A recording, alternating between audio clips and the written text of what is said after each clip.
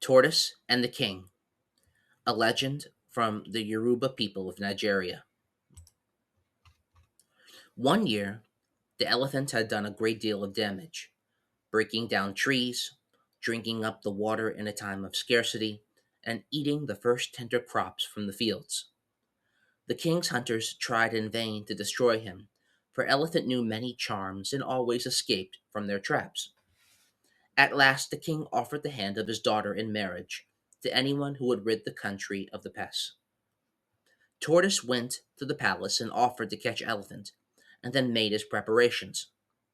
Outside the town, a large pit was dug, and on top of it was laid a thin platform covered with velvet cloths and leopard skins like a throne.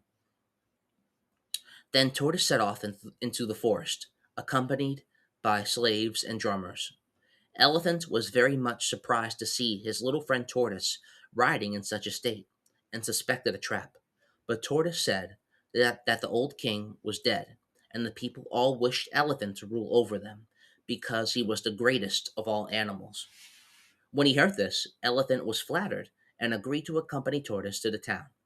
But when he went up onto the platform to be crowned king, the wood gave way beneath him, and he crashed down into the pit, and was speedily slain by the king's hunters. All the people rejoiced and praised the cunning of Tortoise, who went to the palace to receive his bride. But the king refused to give his daughter to such an insignificant creature, and Tortoise determined to have his revenge. When the new crops were just ripening, he called together all the field mice and elves and asked them to eat up and carry away the corn. They were only too pleased with the idea, and the farmers in distress found the fields quite bare. Now there was prospect of a famine in the land, and the king offered the same reward as before to anyone who would rid the country of the pests. Tortoise once again appeared in the palace and offered his help. The king was eager enough to accept it, but Tortoise cautiously refused to do anything until the princess became his bride. The king was thus forced to consent to the marriage, and when it had taken place, Tortoise, true to his word, called together all the mice and elves and showed them a platform loaded with dainty morsels of food.